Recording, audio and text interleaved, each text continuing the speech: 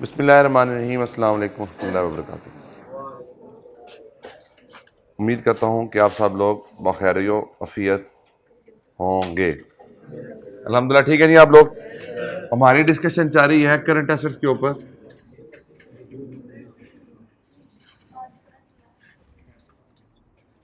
और current assets में तकरीबन सारे एरियाज हो गए थे। एक छोटा सा एरिया जिसका नाम था प्री पेमेंट्स का, वो रह गया था।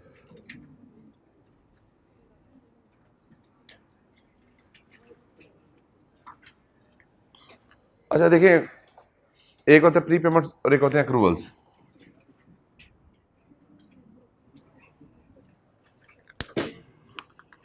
ये एडवांस होता है और ये एरियर होता है। ये तो पता है ना आपको, ये एडवांस होता है और ये एरियर होता है। अब ये बेसिकली इसमें सर्विसेज होती हैं वो टू बी रिसीव्ड होती हैं, और इस केस में रिसीव्ड हो चुकी हैं। देखें, प्रीपेमेंट एडवांस है, टू बी रिसीव्ड है, अक्रूवल एरियर है और रिसीव्ड है। यानी कि एरियर में पेमेंट होती है, सर्विसेज आप पहले रिसीव कर लेते हैं। अब बात क्या है कि हमने प्रीपेमेंट को भी वेरीफाई करना होता है और अक्रूवल को भी वेरीफाई करना होता है। अभी हम क्योंकि प्रीपेमेंट की डिस्कशन कर रहे हैं, तो अगर फॉर एग्जांपल हम बात करें इंश्योरेंस की, इंश्योरेंस किस तरह दी जाती है? एडवांस में दी जाती है। आपकी फी क्या है? वो भी एडवांस में दी जाती है। अच्छा, अब जो एडवांस फी है ये तो रेवेन्यू के साथ लिंक्ड है, क्योंकि इसने कन्वर्ट किस में होना है? रेवेन्यू में होना है। इसमें होगा क्या, जैसे जैसे आपको सर्विसेज डिलीवर होती जा रही हैं वैसे वैसे जो एडवांस है वो डेबिट होता जा रहा है और सेल्स अकाउंट क्रेडिट होती जा रही हैं। तो इसका जो फी की एंट्री है वो एडवांस और सेल के अंदर जाके पार होती है। जब बात करते हैं इंश्योरेंस की, तो ये जाके कन्वर्ट होता है आपका किस में? आपका कन्वर्ट होता है ये एक्सपेंस के अंदर। बेटा ये देखो ना, आपको समझ नहीं है, मैं बताता हूँ। देखो, जब आपने पैसे दिए थे राइस को, तो आपने क्या, राइस ने क्या एंट्री पास की थी? बैंक अकाउंट डेबिट और एडवांस अकाउंट क्रेडिट। आपने एक क्लास ली 1/80 की बेसिस, 80 टोटल क्लास होनी है, 1/80 की बेस के ऊपर राइस का रेवेन्यू रिकॉर्ड हो गया। 2/80 2 दिन का, 3/80 3 दिन का, 4/80 एंड सो ऑन 80/80। तो आप क्या करते जाएंगे? एडवांस को डेबिट करते जाएंगे और सेल को क्रेडिट करते चले जाएंगे। ये भी प्रीपेमेंट का हिसाब था, लेकिन ये प्रीपेमेंट एडवांस में था, इनकम से लिंक था, यानी इसने जाके इनकम में बनना था। दूसरी बात भी मैंने बात क्या की? एक्सपेंस की। एक्सपेंस में क्या होता है कि जो आपने पेमेंट कर दी है उसके बेनिफिट आपने फ्यूचर में जाके लेने हैं। तो यहां पे रिस्क क्या है? यहां पे दो रिस्क हैं। एक रिस्क है कि जो इस प्रीपेमेंट से रिलेटेड, यानी कि जो हमारी ये प्रीपेमेंट है इससे रिलेटेड जो हमारा रिसीवेबल एक बैलेंस आ रहा होगा और एक हमारा एक्सपेंस आ रहा होगा। अब जारी बात है, जब आपकी ऑब्जेक्टिविटी होगी आपने प्रॉफिट को इनहांस करना है, तो आपकी कोशिश क्या होगी कि एक्सपेंस को क्या किया जाए? मिनिमम रखा जाए और रिसीवेबल को हायर साइड रखा जाए। इससे दो बेनिफिट होंगे, एक तो कंपनी का प्रॉफिट बेहतर हो जाएगा, दूसरा कंपनी की करंट रेशो बेहतर हो जाएगी। अब ये रिस्क है कि कंपनी ने जो एक्सपेंस रिकॉर्ड करना था वो प्रॉपर ठीक तरीके से रिकॉर्ड किया है या नहीं किया। हम इस और दूसरी बात क्या है कि जो हमारे बैलेंस शीट में अमाउंट आनी है वो ठीक है या नहीं है। ये दो चीजों के अलावा तीसरी चीज नहीं है। अब इसके ऊपर जब हम ऑडिट प्रोसीजर्स की बात करते हैं, सबसे पहले हमें किस चीज के बारे में पता होना चाहिए? सबसे पहले हमें किस चीज के बारे में पता होना चाहिए? यानी देखो, अब आपने ऑडिट प्लान करना है, आपने क्लाइंट से इंफॉर्मेशन मांगनी है, आप क्लाइंट के पास जाते हैं, कहते हैं कि हम प्रीपेमेंट्स पे काम कर रहे हैं, आप क्या डाटा मांगेंगे? सबसे पहले क्या मांगेंगे? उनका प्रोसेस क्या है विद रिस्पेक्ट टू प्रीपेमेंट्स। क्या प्रीपेमेंट्स होती हैं या नहीं होती? अगर होती हैं तो उनकी नेचर क्या है? नेचर के साथ साथ किस तरह के, आप कितने पीरियड के लिए आपकी प्रीपेमेंट्स होती हैं? 1 साल की ड्यूरेशन की हैं, 6 महीने की ड्यूरेशन की हैं, 2 साल की प्रीपेमेंट्स हैं, किस बेसिस के ऊपर आपकी वो प्रीपेमेंट्स होती हैं? तो get the understanding of the prepayments. फिर क्या करेंगे? लिस्ट मांगेंगे, और लिस्ट में क्या करेंगे? हम लिस्ट लेंगे टोटल प्रीपेमेंट्स की लिस्ट, यानी कि जो आज के दिन के ऊपर आपके जो टोटल पॉलिसीज हैं, टोटल पॉलिसी, चाहे वो इंश्योरेंस की हैं, चाहे वो रेंट की हैं, चाहे किसी भी एक्सपेंस की हैं, जो आपने एडवांस में दिया हुआ है उसकी क्या दें, हमें लिस्ट दें। अच्छा, जब लिस्ट ले लेंगे तो फिर क्या करेंगे, सैम्पलिंग तो उसके बाद है ना। जब लिस्ट ले लेंगे उसके बाद हम मैनेजमेंट से कहेंगे कि आप हमें मूवमेंट भी दें। मूवमेंट क्या होती है, opening balance of each policy for the period की further payment, adjustment and closing balance. Movement किस तरह से बनती है, अगर प्रीपेमेंट की मूवमेंट की बात की जाए तो एक ओपनिंग बैलेंस होगा, एक फर्दर पेमेंट होगी और एक क्या होगा, एडजस्टमेंट होगी, ओब्लिक एक्सपेंस होगा। तो क्या बनेगा फिर, आपका क्लोजिंग बैलेंस बनेगा। तो आपने प्रीपेमेंट के ओवरऑल स्केड्यूल लेना है और उस ओवरऑल स्केड्यूल की अर्थमेटिकल एक्यूरेसी को आपने टेस्ट करना है। ओपनिंग बैलेंस कहां से वेरीफाई करना है, लास्ट ईयर के आर्टिकल अकाउंट से। क्लोजिंग बैलेंस कहां से चेक करना है, जीएल से चेक करना है, जीएल में भी ये बैलेंस आ रहा है ये नहीं आ रहा। और 30 नंबर पे इसकी अर्थमेटिकल एक्यूरेसी टेस्ट करनी है कि जो ओपनिंग था इसमें पेमेंट ऐड कर ली जाए, एडजस्ट कर दी जाए, तो क्लोजिंग बैलेंस हमारा बनता ही नहीं बनता। फिर जो ड्यूरिंग द पीरियड पेमेंट हुई है इसके ऊपर हम सैंपलिंग लगाएंगे। सैंपलिंग लगा कर हम चेक करेंगे क्या बाकी पेमेंट्स हुई है या नहीं हुई। और एडजस्टमेंट के ऊपर हम क्या करेंगे, हम अमोर्टाइजेशन स्केड्यूल की वर्किंग को चेक कर लेंगे।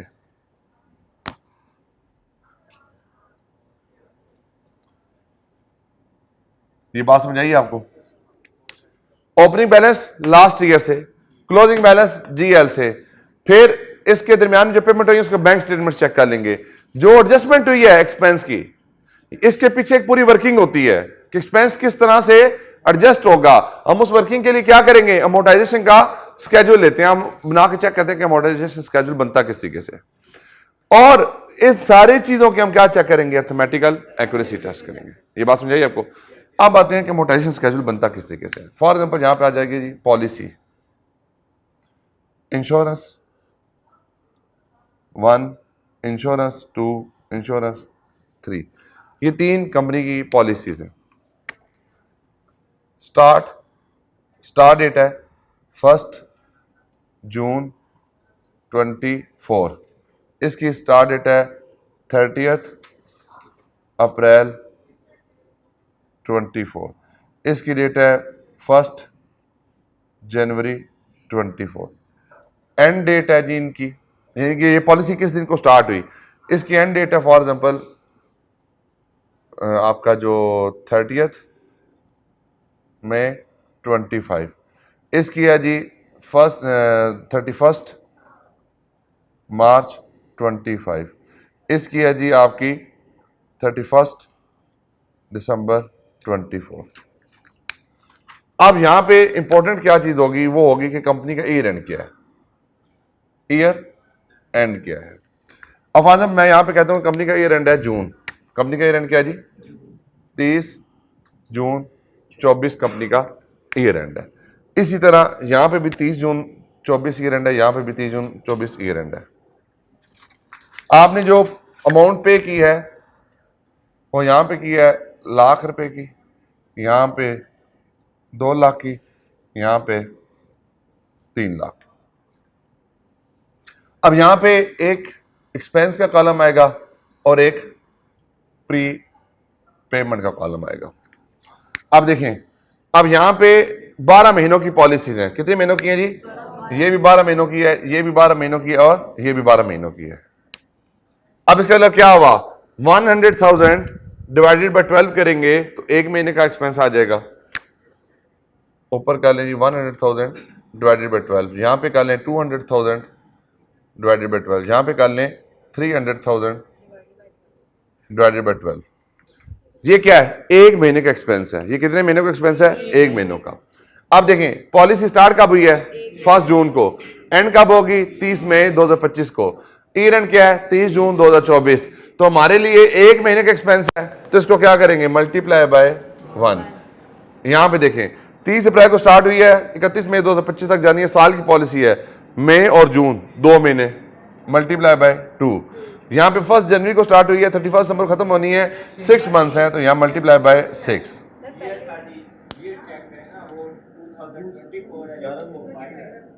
बेटा स्टार्ट डेट देखो, एंड डेट को ना देखो, स्टार्ट डेट देखो।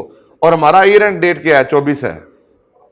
देखो ना 1 जून को अगर मैंने पॉलिसी स्टार्ट की है तो 1 महीने तो मैंने यूज किया ना उसको। यहां पे अगर 30 अप्रैल को यूज हुई है तो यहां पे मेरे 2 महीने तो यूज हुए हैं, यहां पे मेरे 6 महीने यूज हुए हैं, तो ये मेरे एक्सपेंस बन जाएगा 100,000 डिवाइडेड बाय 12 करो क्या बनता है 8,333। यार अप्रैल है 30 अप्रैल मई से शुरू होगा ना, मई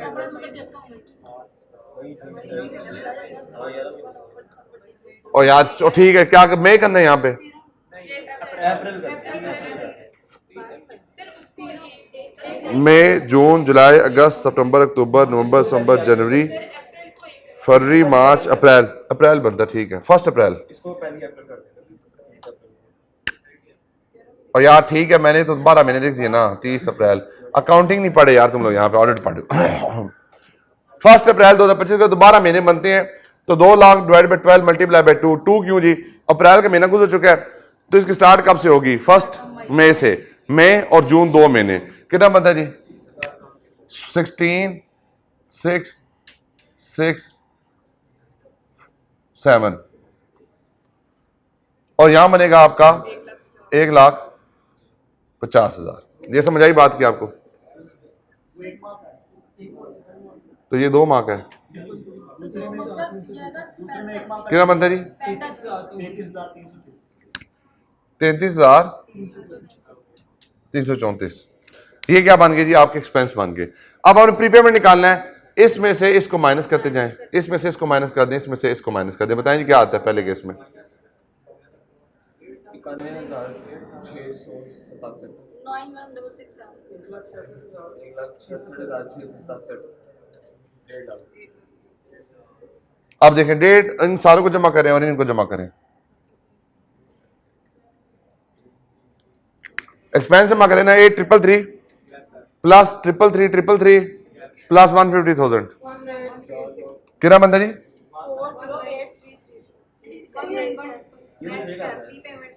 एक्सपेंस का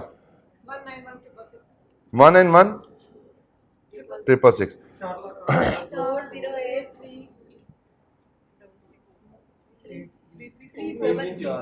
3,408।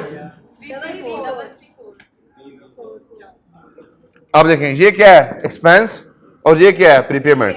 अब ये देखें आपने यहां पे देखें, यहां पे क्लोजिंग बैलेंस सब यहां से वेरीफाई हो जाएगा, ये क्लोजिंग बैलेंस यहां पे आ जाएगा ना, एक्सपेंस कहां से आएगा यहां से, ओपनिंग कहां से आएगा लास्ट ईयर से, पेमेंट कहां से आएंगी बैंक स्टेटमेंट से, तो प्रीपेमेंट स्केड्यूल वेरीफाई हो गया।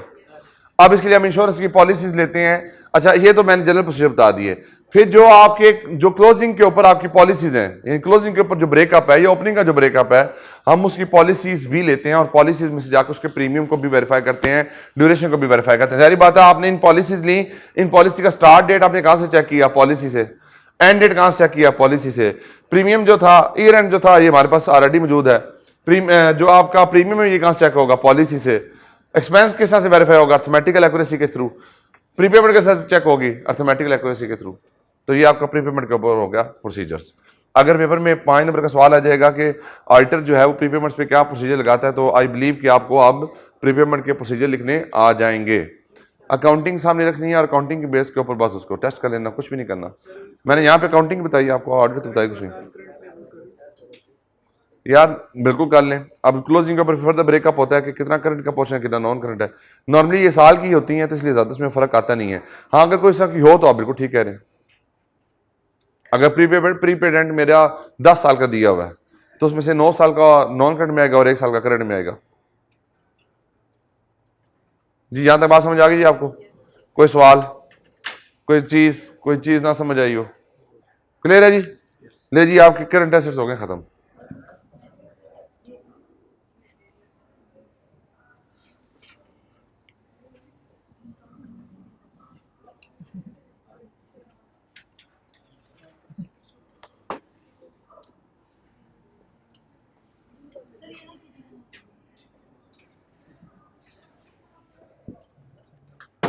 सॉरी,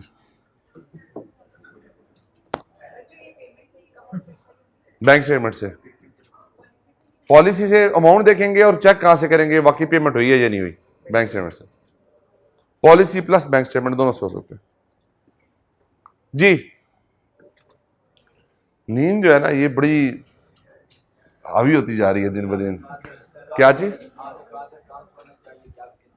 नहीं अब ना नहीं, मैं मुझे समझ नहीं आ रही कि शायद नींद पूरी नहीं हो रही। 3 घंटे 4 घंटे, और पढ़ाई में तो यार बनता है ना, पढ़ाई में तो आप 2 घंटे सोए। क्या चीज देखें, जब गोल्स और मोटिवेशन हो फिर गोल, फिर नींद किस बात की, फिर नींद नहीं आनी चाहिए। क्या चीज, मेरी जिंदगी में गोल मोटिवेशन नहीं है इसलिए नींद आ रही है मुझे, और नहीं बीमार हो जाएंगे। मैंने अपनी स्टूडेंट लाइफ के अंदर जो है वो 1-1 घंटे भी सोया हूं, कई दफा तो सोता भी नहीं था। मैं सही बता रहा हूं, समझ आ। देखें, मैंने ना सीए का गोल क्या बनाया था, मैंने ये बनाया था कि सीए करना है इंशाल्लाह, हर सूरत करना है। उसके लिए क्या था, क्योंकि मेरे नंबर बड़े कम थे, क्लासे में लेता नहीं था, मेरे दिन में क्या था कि शायद मैं किताबें खोल के बैठा रहूंगा तो पास हो जाऊंगा। सही बता रहा हूं मैं आपको, और मैंने ये किया है, किताबें खोल के बैठा रहा, पास हो गया।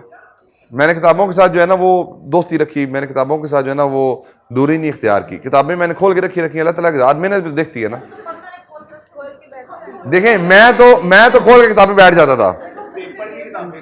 हाँ, पेपर किताबें खोल के बैठ जाता था, समझ आ रही है नहीं आ रही, कोई बात नहीं, कुछ नहीं होता। बात आप ठीक कर रहे हैं, सही कह रहे हैं, लेकिन नहीं, मैं एक चीज बात लग है। अगर आप देखें, यहाँ बच्चे करते क्या हैं, सुबह आते हैं 7 बजे, जाते हैं यहाँ से 5 बजे। ये तो मतलब मुझे तो ये सिचुएशन बच्चों की समझ ही नहीं आती कि यार आप लोग यहाँ पे 8-10 घंटे क्या करते हैं। तो कोई पढ़ाई कुछ नहीं होती, कुछ पढ़ाई नहीं होती, छोड़ दो, ये सारी बातें हैं। आपके 3 घंटे जो क्लास का टाइम है ना, सिर्फ वो आपके होना चाहिए, बाकी लाइब्रेरी में होना चाहिए। आप लाइब्रेरी में बैठ के पढ़ें, वहाँ पे जो पढ़ाई होगी वो इफेक्टिव होगी। वरना तो क्या होगा, आप इधर से उधर जाएंगे, थोड़ी देर के लिए जा रहे हैं, समोसे खा रहे हैं, उठेंगे चिप्स खाएंगे, उठेंगे वो बोतल प्यास लग गई, बोतल पीना चाहते हैं, इधर उठेंगे मोबाइल यूज़ करना शुरू कर देंगे, उठेंगे गाने लगा के बैठ जाएंगे। और क्या करना आप लोग, इधर बैठ के गपशप करेंगे और चले जाएंगे फिर आप लोग। लेकिन ऐसे क्लास में बच्चे लाइक हैं सारे माशाल्लाह, तो आप लोग तो एक्सेप्शन हैं वैसे ना। इतनी लाइक क्लास वैसे मुझे नहीं मिली आज तक, जितनी क्लासें मिली ना वो, अब अल्लाह का रिजल्ट भी आप लोग का इतना ही अच्छा हो।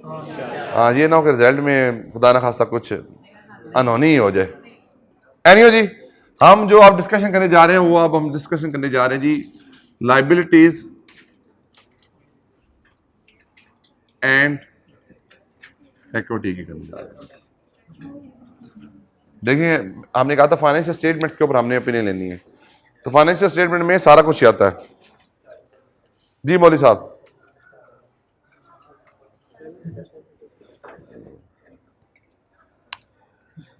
अच्छा बेटा, अब इसमें ना जो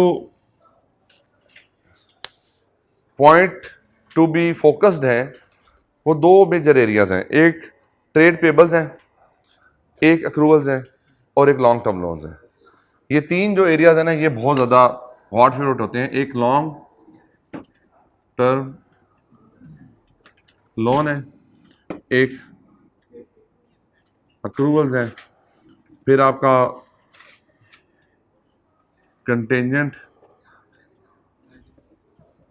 लायबिलिटीज एंड प्रोविजंस हैं,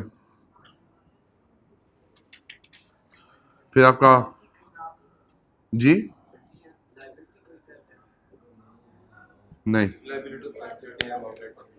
जो कंटेंजेंट लायबिलिटी होती है वो अनसर्टेन टाइमिंग और अमाउंट की क्या होती है, आपकी लायबिलिटी होती है। फिर क्या नंबर आता है जी, आपका ट्रेड पेएबल आता है। ये मेजर पेपर के पॉइंट से 4 एरियाज आपके लिए इंपॉर्टेंट है। ये 4 ही लिखे हुए इसमें भी, इसलिए कुछ नहीं है। नहीं, लॉन्ग टर्म लोन भी वो भी होगा ना, इक्विटी भी होगी इसमें। नहीं भाई चौरे, नीचे लिखा हुआ ना ऑडिट ऑफ इक्विटी भी है, कि इनकम स्टेटमेंट फिगर्स हैं, तो ये भी तो है ना चीज़ इसमें।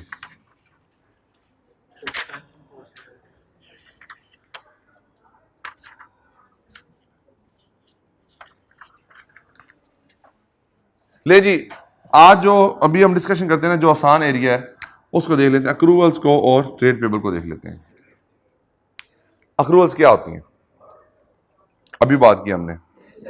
ये बेटा प्रोसीजर हो गए हुए हैं इसके, मैं पहले बता दूं, ये टॉपिक कंप्लीट हो चुका हुआ है, मैंने सिर्फ आपको रिवाइज कराना है बस। अक्रूवल्स क्या होती हैं जी, हमने बेनिफिट कंज्यूम कर लिए हैं लेकिन अभी हमने उसके अगेंस्ट पेमेंट नहीं की। अब अगर पेपर में सवाल आ जाए कि what procedure auditor will perform on the accruals, तो आपके ज़हन में क्या पॉइंट्स आएंगे? सबसे पहले क्या पता होना चाहिए? वन में वन चले, एक मिनट ठहरें, आप बताएं पॉलिसी किस चीज की?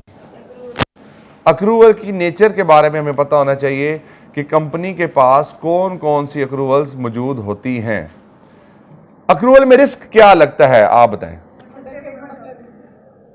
अंडरस्टेटमेंट ऑफ लायबिलिटी का रिस्क लगता है। अंडरस्टेटमेंट ऑफ लायबिलिटी क्यों की जाएगी? हाँ जी, और नहीं, लायबिलिटीज को कम किया जाए और प्रॉफिटेबिलिटी को इंक्रीज किया जाए। देखें, मैं अक्रूवल किस चीज के अगेंस्ट बुक होती है? किसी एक्सपेंस के अगेंस्ट बुक होती है। अगर मैं एक्सपेंस ही बुक नहीं करूंगा तो मेरा एक्सपेंस भी कम हो जाएगा, प्रॉफिट बढ़ जाएगा। जब एक्सपेंस कम हो गया, प्रॉफिट बढ़ गया, तो प्रॉफिटेबिलिटी कंपनी की बेहतर हो जाएगी। जब एक्सपेंस बुक नहीं होगा तो लायबिलिटी भी बुक नहीं होगी। जब लायबिलिटी बुक नहीं होगी तो करंट रेशियो आपकी इंप्रूव हो जाएगी। तो आज आके आपको दो बेनिफिट हो रहे होंगे। तो ये रिस्क होता है कि यहां पे लायबिलिटीज अनरिकॉर्डेड होने की वजह से एक्सपेंस भी अनरिकॉर्डेड है और आपका लायबिलिटी भी अनरिकॉर्डेड है। सबसे पहले आपने क्या पूछा कि आप मैनेजमेंट से अक्रूवल्स की अंडरस्टैंडिंग लेंगे। क्यों अक्रूवल्स की अंडरस्टैंडिंग लेंगे? क्या चीज?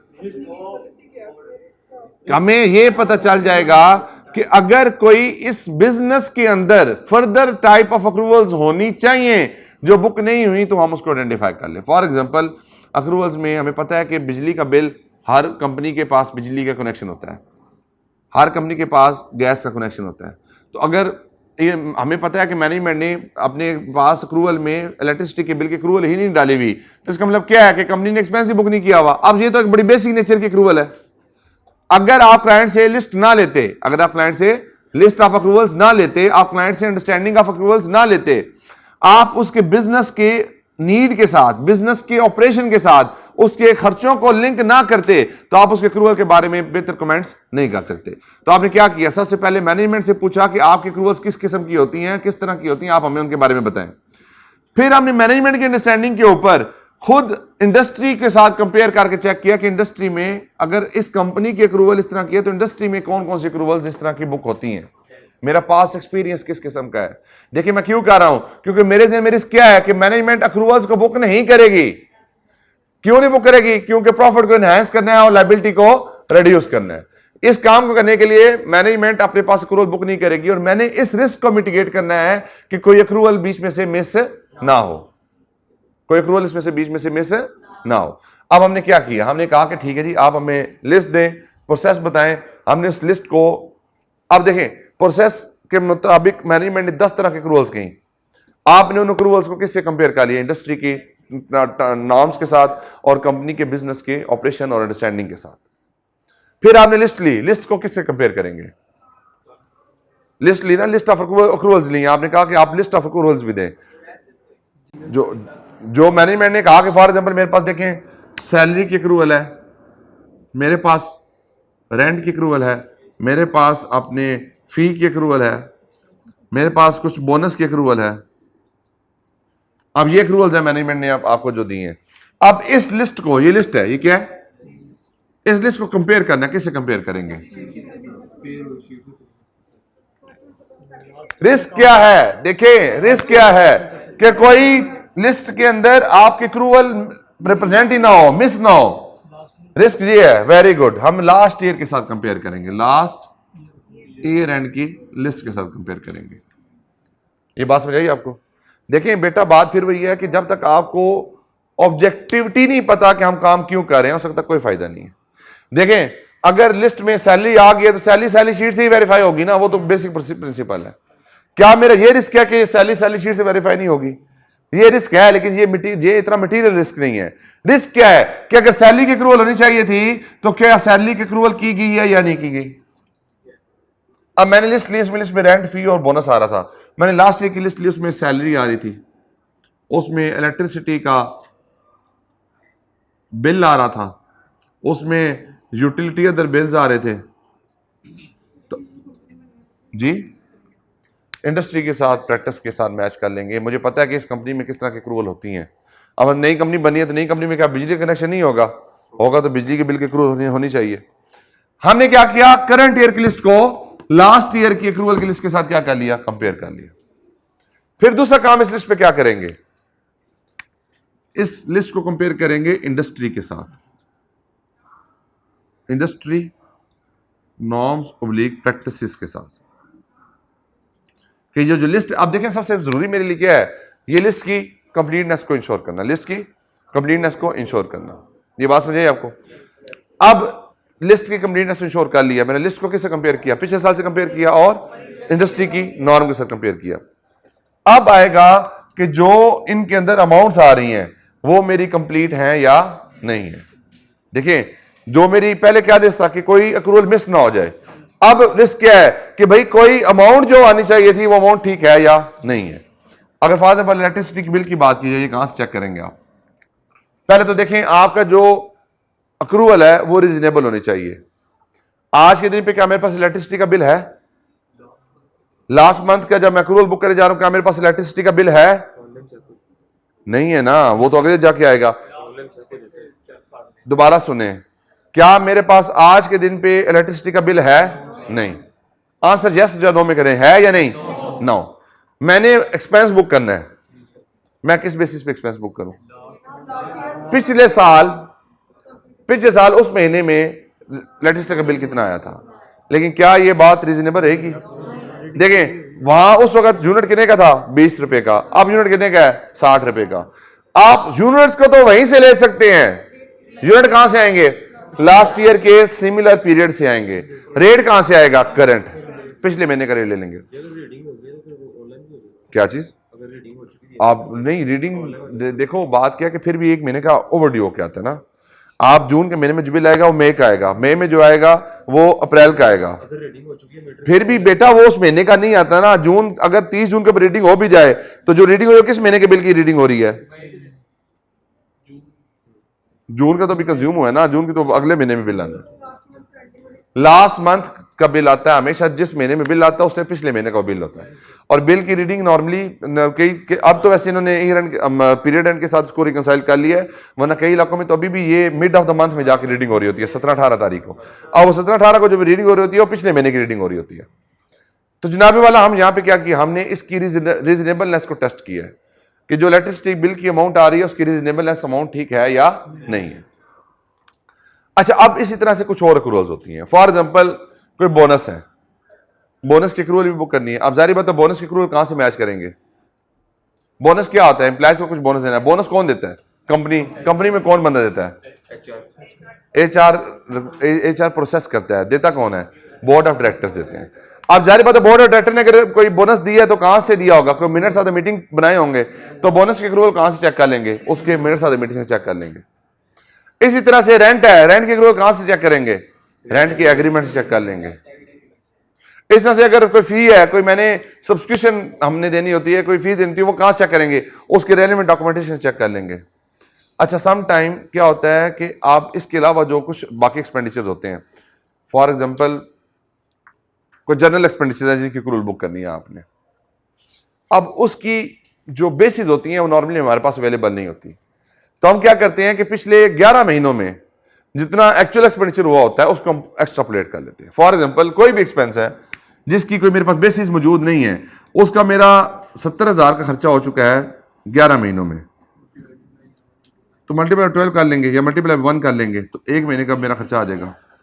70,000 डिवाइड बाय 11 करें 6,667।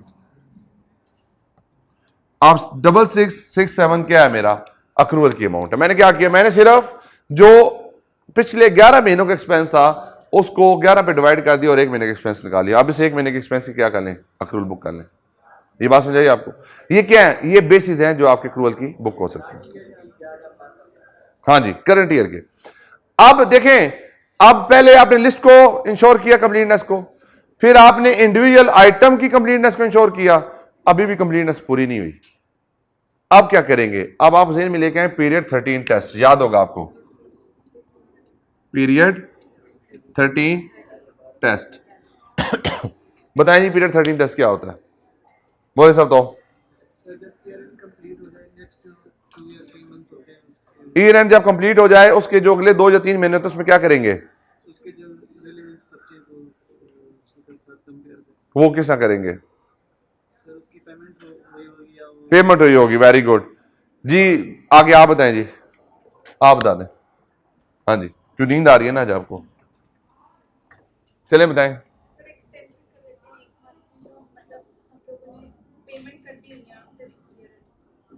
पूरा प्रोसेस बताना आपने, स्टेप बाय स्टेप अप्रोच क्या होती है पीरियड 13 टेस्ट की, वो आपने बतानी है। पढ़ाया हुआ मैंने ऑलरेडी, मैं नया तो नहीं है, बताने की जरूरत नहीं है आपको, मुझे आप बता दें। चलिए आप बताएं।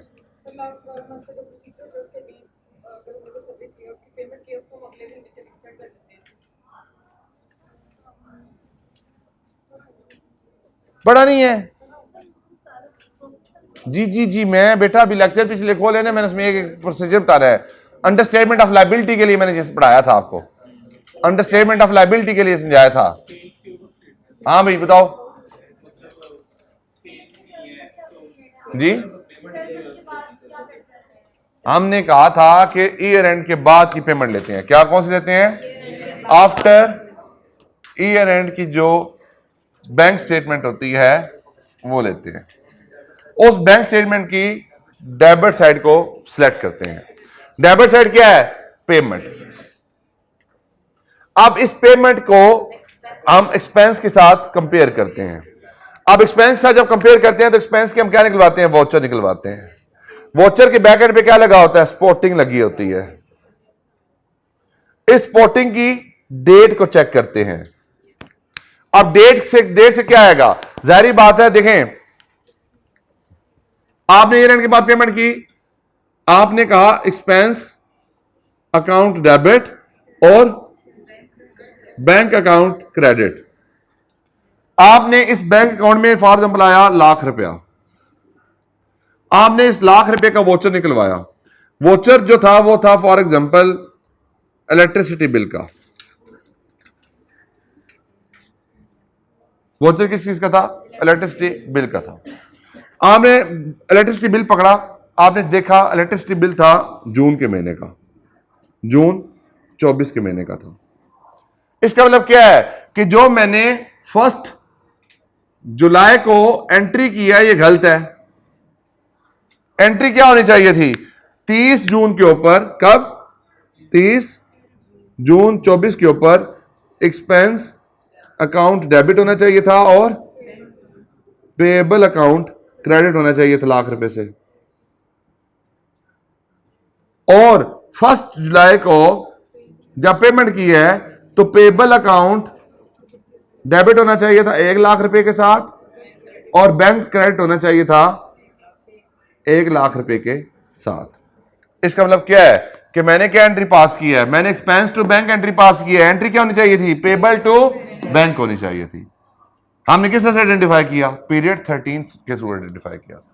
पीरियड 13 में सबसे पहले हम बैंक स्टेटमेंट्स लेते हैं, बैंक स्टेटमेंट की डेबिट साइड को पकड़ते हैं, उस डेबिट साइड को जाके पेमेंट के जीएल से वेरीफाई करते हैं, पेमेंट के जीएल से हम उसका पेमेंट वोचर निकलवाते हैं। पेमेंट वोचर के बैक एंड पे स्पोर्टिंग एविडेंस लगा होता है, स्पोर्टिंग एविडेंस के ऊपर डेट आ रही होती है। वो स्पोर्टिंग एविडेंस की जो डेट है, आपका एक्सपेंस उस पीरियड में जाके रिकॉर्ड होना चाहिए। समझ आई है, ये मैंने पढ़ाया हुआ है पहले, ये इसी नाम से पढ़ाया हुआ है, इसी नाम से पढ़ाया, मैं गारंटी के साथ कह सकता हूं। बेटा मैंने पेबल जब पढ़ाया था तो मैंने कहा था पेबल के ऊपर पहले फंक्शन आता है। दोबारा पढ़ेंगे लेकिन आपको पता तो होना चाहिए ना, एटलीस्ट कुछ बेसिक अंडरस्टैंडिंग तो होनी चाहिए ना। चले जी, पीरियड 13 टेस्ट का प्रोसीजर लिखें सारे, चेक करता हूं अभी। आप लिखे ना, मैं थोड़ी, मैंने बता दिया आपको। तो कैश का जीएल ले लेंगे। Design your procedures to evaluate the completeness of liabilities। जी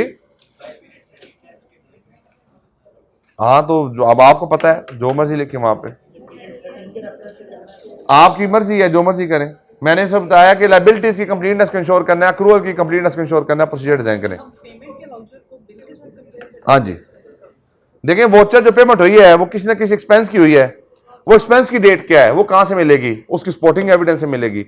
अगर वो ईयर एंड से पहले की डेट है तो अगर ईयर एंड से पहले एक्सपेंस बुक हो गया तो ठीक है, अगर वो ईयर एंड के से पहले का एक्सपेंस है लेकिन बुक आपने बाद में किया तो गलत है। ये आपने चेक करना है सिर्फ। Design the audit procedures to evaluate the completeness of liabilities.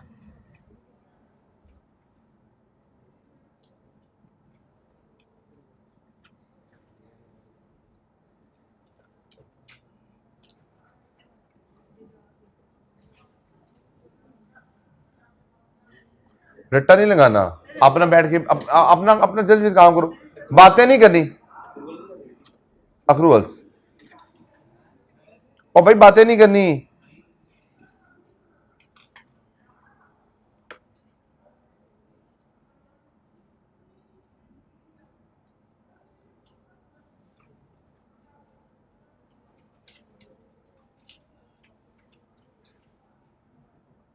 और भाई बातें नहीं करनी। ये लड़कियां बातें बहुत करती हैं खुदा दी कसम से। बस कर दो, अपना काम करो बैठ के। और फिर वही बात, क्या मैं से सवाल पूछे, मैं बताता हूँ। तो उनका सवाल है वो करे, आपके बीच में आके बहुत बातें की जा रही हैं। हाँ जी बताएं क्या सवाल है।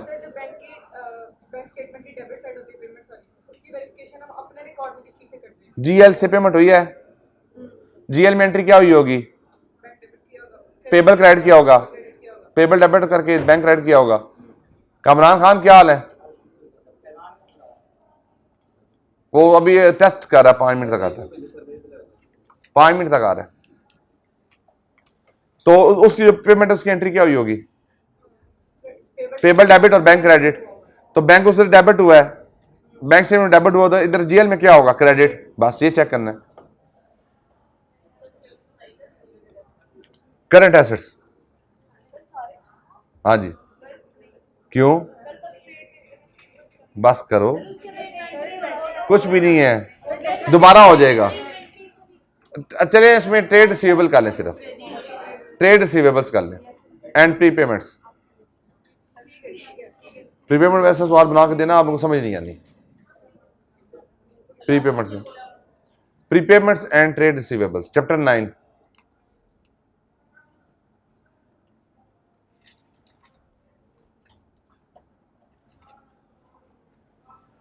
ले जी, उम्मीद है कि आप लोगों ने लिखना शुरू कर दिया होगा और मैं फिर आपके ऊपर छापा मारने आ रहा हूं। हाफिज फिजान साहब, obtain understanding of the entity operation for identification of the relevant accruals, obtain list of accrual from management and ensure the completeness through last year accrual list, compare the list of accrual with individual account to ensure any shortcomings। कितनी shortcomings, list में उन्होंने कोई accrual बताया है, तो ये तो account इसका open नहीं हुए। सही करके लिखो ना, सही करके लिखो ना। मौलवी तूने इस राइटिंग के सर पास हो गया ना तो तूने मुझे आके पकड़ लेना है।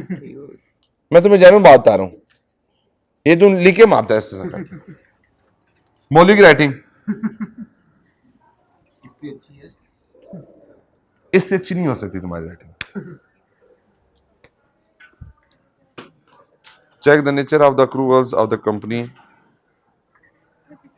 compare the accrual of the company with accrual of industry norms and conditions, verify and take the list of accruals and compare with the last year। ठीक है,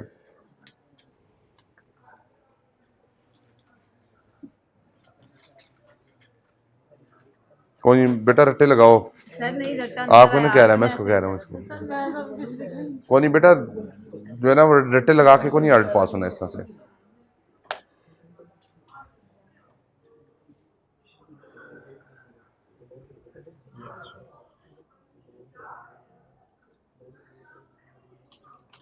That which land of accruals are incurred, ये LAND आ रहा है, चुआरे। हाँ आप देखें कितना फर्क पड़ता है।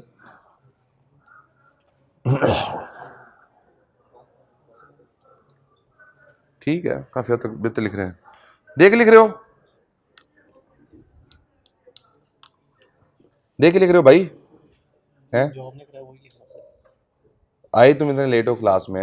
ये आखिरी बात है सर। ओ भाई, वन लाइन, 2-3 लफ्जों में कौन सी ड्राफ्टिंग होती है? ये देखो कितने बुलेट्स में बनाए हैं, पढ़ के बोलो क्या लिखा है पहला।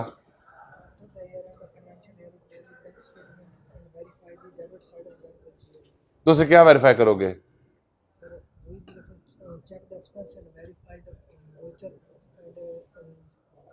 तुम्हें कॉन्सेप्ट सारा पता है, लिखने में तुम जो है ना बड़े परेशान हो रहे हो। तुम्हारे कॉन्सेप्ट पूरी क्लास में ना बड़े बच्चों से अच्छे कॉन्सेप्ट्स हैं, प्रॉब्लम क्या है लिखने का? तुम्हारा बहुत बड़ा इशू है। इसको कोप अप करो भाई मेरे, वरना पेपर नहीं पास होगा इस तरह से। हाँ जी, रहे हो जी?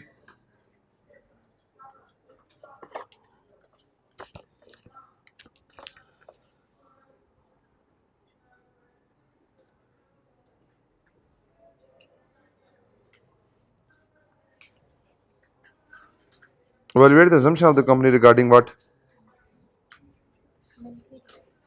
क्या बताने से बता दें। रिगार्डिंग अप्रूवल्स के मतलब एंट्रीज वगैरह चेक कर सकते हैं बेटा दिखाएं स्टैंडर्ड्स के अकॉर्डिंग है या नहीं है। कंप्लीटनेस के मैंने प्रोसीजर बताए हैं, पूछे आपसे।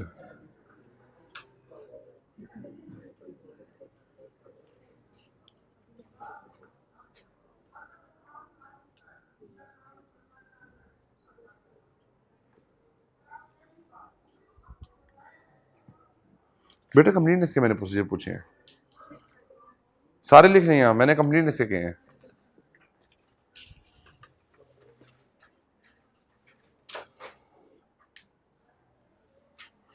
There are many chances to identify the accrual, so we will gonna check the past year bank statement through which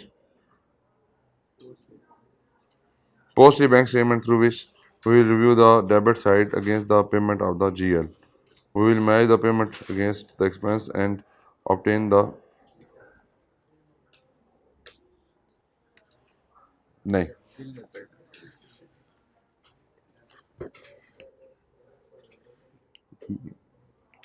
copy paste कर रहे हो तुम एक दूसरे को, वर्डिंग तक तुम्हारी कॉपी पेस्ट है हैं? या तूने कॉपी की है, जाओ उसने कॉपी किया, मैंने नहीं, मैंने रिव्यू नहीं करना, मैंने रिव्यू ही नहीं करना ऐसे ना ना ना, सवाल ही पैदा नहीं होता।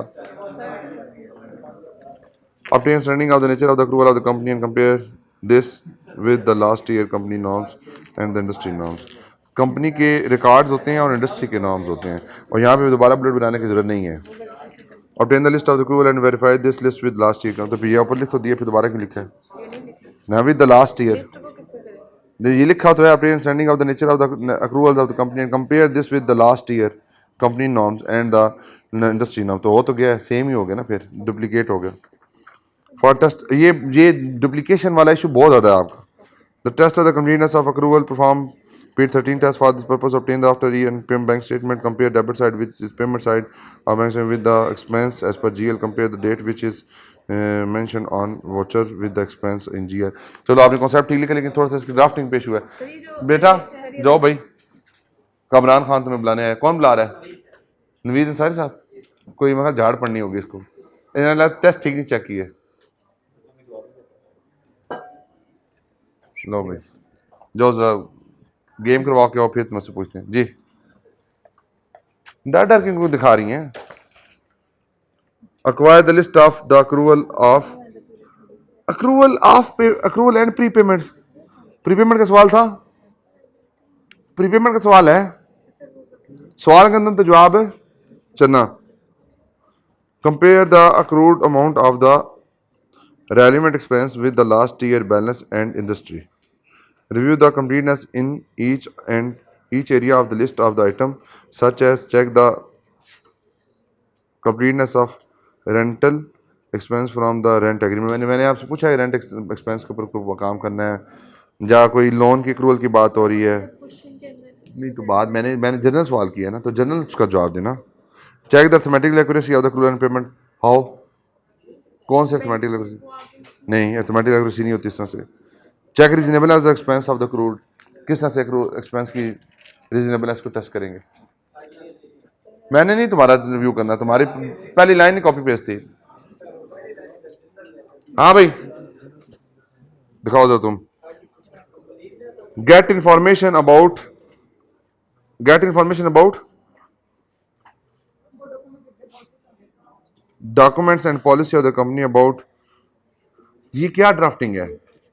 एक लफ्ज को 3 दफा लिखा हुआ। Get information about documents and policy of the company about accrual, the nature of the accrual of the company must be verified. ये nature of the accrual must be verified क्या प्रोसीजर होता है? क्या होता है procedure? Compare the list with the last year audited records and list to ensure the complete, ये ठीक है। If the management does not maintain any accrual get the notice of it as it may be a risk of material statement. आपको किस तरह से पता है कि उसने कोई चीज़ रिकॉर्ड की है नहीं की? यही तो सवाल मैंने किया है, सवाल को दोबारा सवाल में लिखी जा रही है। The company is newly found, किसने कहा कंपनी न्यूली फाउंड हुई है? क्यों? मैंने कोई सवाल किया है, इररिलेवेंट प्रोसीजर क्यों लिख रहे हैं?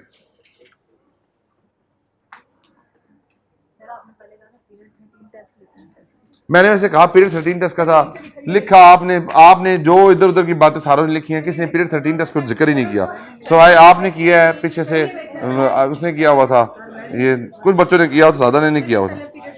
और आप नहीं देखना मैंने, आप टाइम नहीं है इतना। We will obtain the understanding of the, ये किसका है तुम्हारा, ये किसका है जी वाला आपका?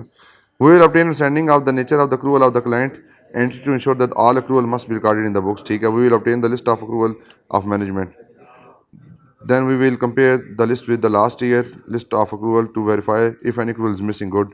After that, we will compare the list with the industry to ensure the completeness of recording. To verify the amounts of the accrual, we will apply different procedure on different accruals. ठीक है। One of the method for amount verification is period 13. One of the method for completeness to ensure for ensuring the completeness is period 13 test. और period 13 test क्या होता है वो फिर आगे लिखना है। ये तुम्हारा तो मैंने पहले देख लिया ना। हाँ भाई 97%। फर्स्ट ऑफ ऑल चेक, तूने ना कल सर्टिफिकेट लेके आना, मुझे दिखाने थे 97%। तुम क्या कोई कराची बोर्ड से तो नहीं पढ़ के आए या मुल्तान बोर्ड से नहीं पढ़े हुए? बस फिर बहालपुर बोर्ड का बनते हैं इसमें। एमडी अकेडमी कितने थे? 168 परसेंटाइल बताओ ना। Total percentage 90.2। हाँ भाई किसी और ने, इधर तो कोई नहीं, कोई डॉक्टर बनने वाला। 168 पे एडमिशन हो जाता है जी?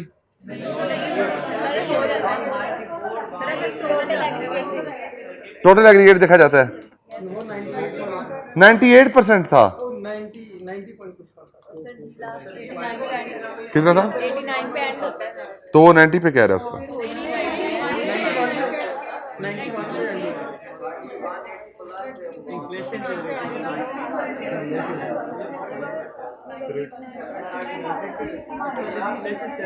मिस आपके कितने मार्क्स है एमडी कैट में?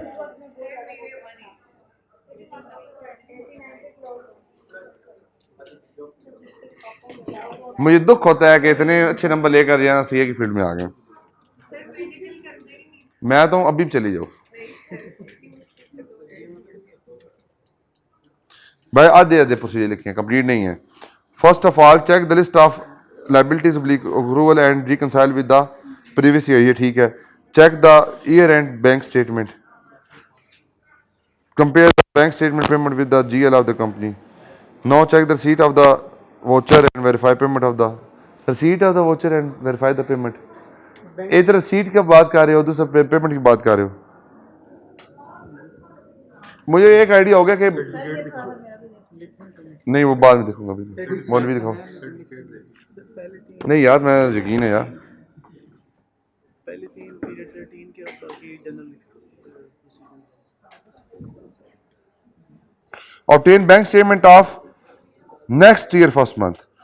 नेक्स्ट ईयर फर्स्ट मंथ को क्यों रिस्ट्रिक्ट कर रहे हो? आपको ओवरऑल मतलब हम सब्सिक्वेंट टू ईयर एंड की बैंक स्टेटमेंट लेंगे।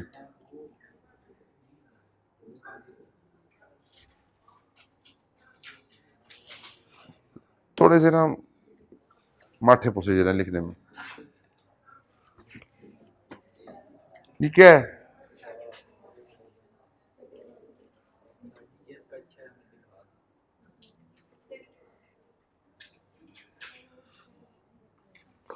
कौन सारे ने तो मछुआरों की तरह नहीं लिखे। हाँ भाई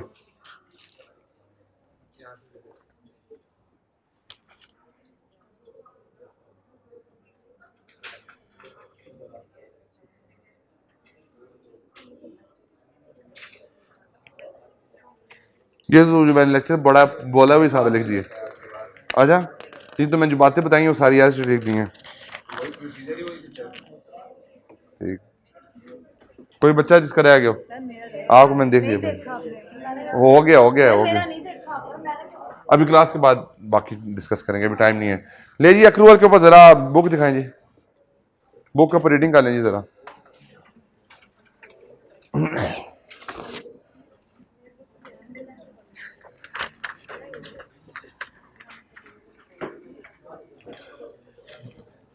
chapter number 10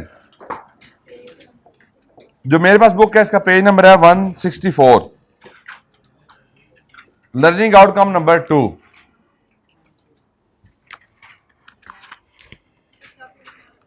chapter number 10 learning outcome जो है 2 है जी, पेज नंबर 164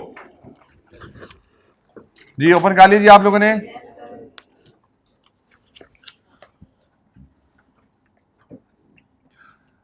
टू 2.1 में लिखा हुआ जी difficulty of obtaining evidence in this area.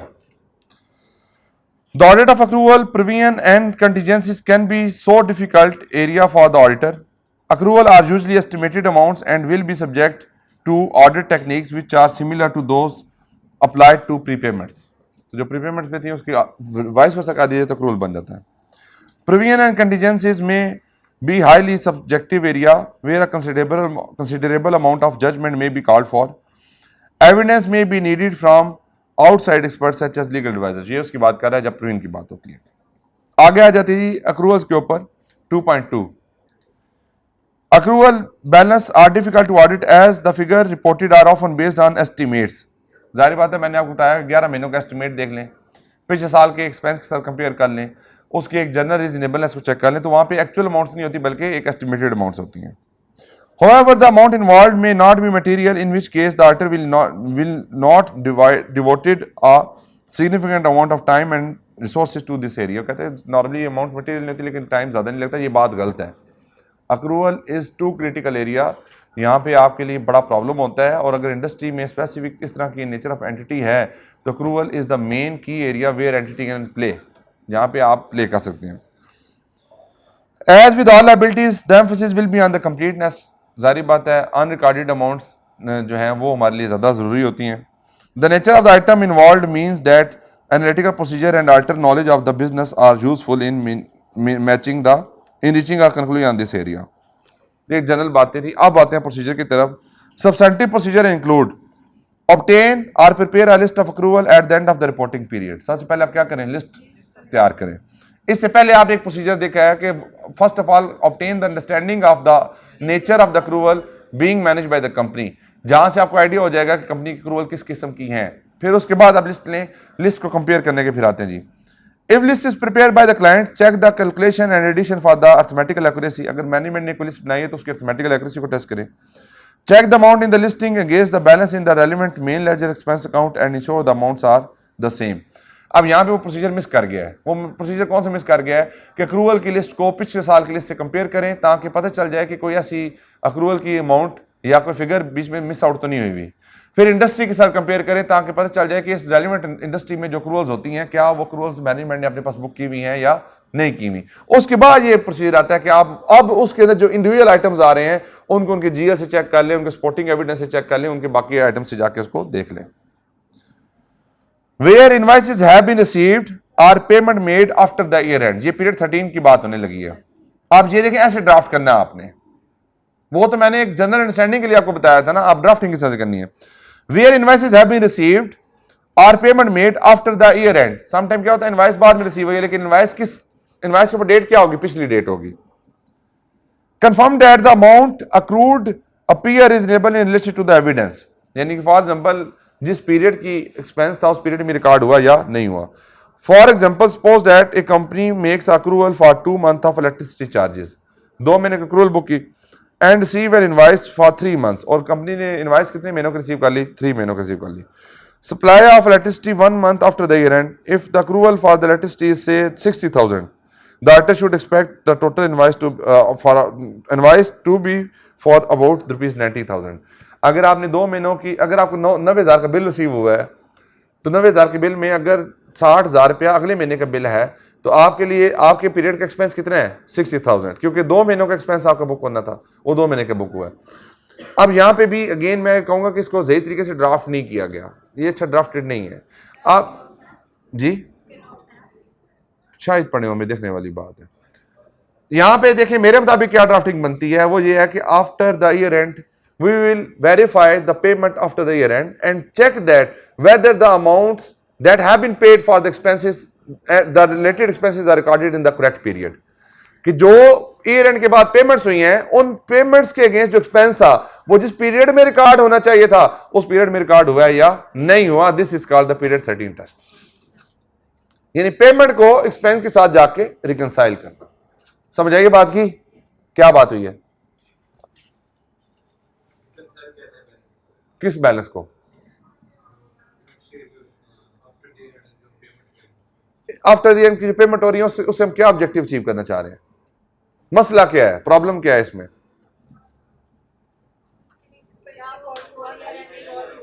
जो पेमेंट हुई है वो किसी एक्सपेंस के अगेंस्ट हुई है, वो जो एक्सपेंस है वो ठीक पीरियड में रिकॉर्ड हुआ है या नहीं हुआ, दिस इज द रिस्क। ये बात समझ आइए आपको।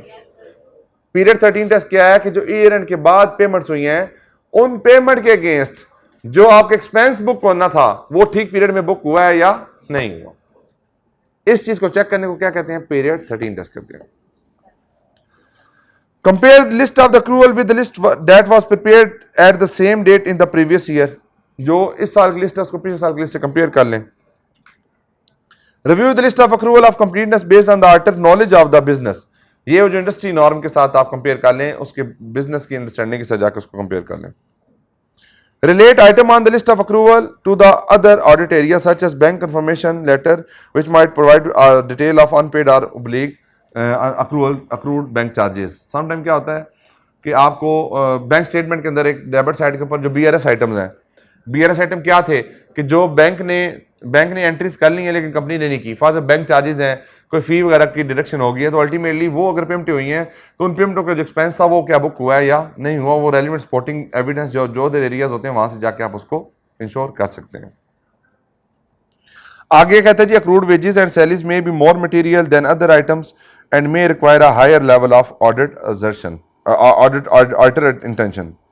अब किसी बात हो रही है, अब अक्रूड सैलरीज की बात हो रही है, अक्रूड सैलरीज पे क्या काम करें। सैलरीज के ऊपर बड़ा सिंपल सा तरीका है जी कि जो मंथ की सैलरी होती है, लास्ट मंथ की सैलरी उसकी बेस के ऊपर अक्रूवल हो जाती है और जो बोनस होता है वो बोर्ड्स के थ्रू अप्रूव हो जाता है। Consider what item should be accrued for at the end of the reporting period such as unpaid wages, over time, holiday pay and bonuses. तो ये बेसिकली आप देखते हैं कि जो मेरी सैलरीज की अक्रूवल है उसके अंदर कौन कौन से आइटम की अक्रूवल होती है और हर एक अपना एक relevant back and supporting evidence होता है। फॉर एग्जांपल बोनस है, बोनस को minutes of the meeting of the board से चेक कर लेते हैं। सैलरी की अक्रूवल सैलरी शीट से चेक कर लेते हैं। ओवर टाइम को ओवर टाइम की जो शीट होती है वहां से चेक कर लेते हैं। Check the amount of for accrued wages and salaries by comparing them with personal record and payroll record. सारी बात है, जो एक इंडिविजुअल की सैलरी है उसके बैक एंड पे उसकी एक फाइल बनी होगी, वहां से भी आ रहा होगा, उसकी टाइम शीट बनी होगी, वहां पे भी आ रहा होगा, तो टाइम शीट से कंपेयर कर लेंगे, उसकी सैलरी के पर्सनल रिकॉर्ड से चेक कर लेंगे उसको। Confirm that any additional cost have been accounted for.